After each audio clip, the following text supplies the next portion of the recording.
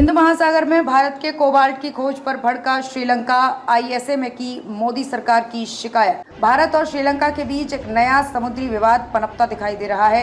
श्रीलंका ने जैमका के किंगस्टन स्थित अंतर्राष्ट्रीय समुद्र तल प्राधिकरण से हिंद महासागर में अफानासी निकितिन सीमाउंट में कोबाल्ट समृद्ध फेरोमैग्नीज क्रस्ट की खोज करने के अधिकार के लिए भारत की याचिका पर आपत्ति जताई है। कोलंबो ने तर्क दिया है कि जिस क्षेत्र में भारत कोबाल्ट समृद्ध फेरोमैग्नीज क्रस्ट की खोज करना चाहता है वो पूरी तरह से श्रीलंका की विस्तारित महाद्वीपीय शेल्फ दावे के अंतर्गत आता है। श्रीलंका ने आईएसए से क्या कहा?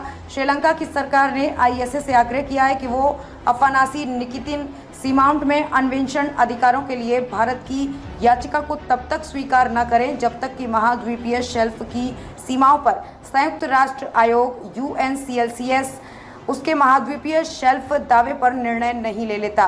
श्रीलंका सरकार के विदेश मंत्रालय के एक प्रवक्ता ने कहा कि आईएसए इस संबंध में लागू प्रक्रियाओं का पालन कर रहा है और मामला अब भी जारी है। श्रीलंका का दावा भारत के विपरीत। श्रीलंका का महाद्वीपीय शेल्फ दावा भी भारत के दावे के विपरीत है और यही कारण है कि साल 2009 से UNCLCS के पास लंबित है। दोनों पड़ोसी देश द्विपक्षीय रूप से गतिरोध को समाप्त करने के लिए बातचीत कर रहे हैं। हालांकि वे पिछले 1.5 दशक में कोई प्रगति नहीं कर सके। कैसे शुरू हुआ विवाद?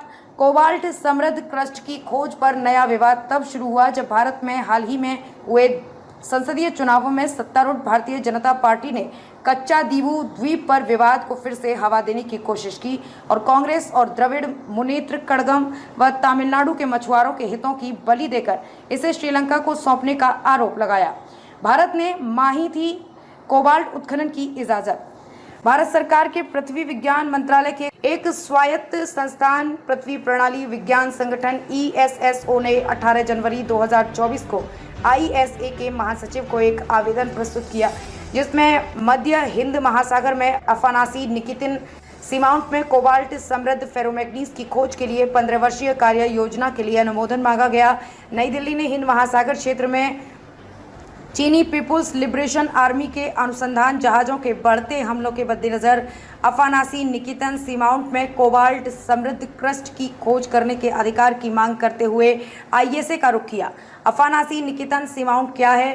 पृथ्वी प्रणाली विज्ञान संगठन ने आईएसए को $5 लाख का आवेदन शुल्क जमा किया।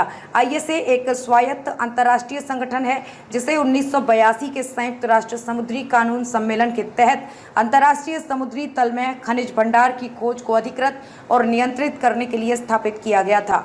अफानासी निकितिन सीमाउंट भूमध्य रेखीय हिंद महासागर में 400 किलोमीटर लंबा और 150 किलोमीटर चौड़ा समुद्र के नीचे का पर्वतीय क्षेत्र है। इसमें मुख्य पठार शामिल है जो 4800 मीटर की गहराई पर आसपास के समुद्र तल से 1200 मीटर ऊपर है और द्वितीयक ऊंचे सीमाउंट हैं जिनमें से 2 1600 मीटर और 2050 मीटर की गहराई पर स्थित है।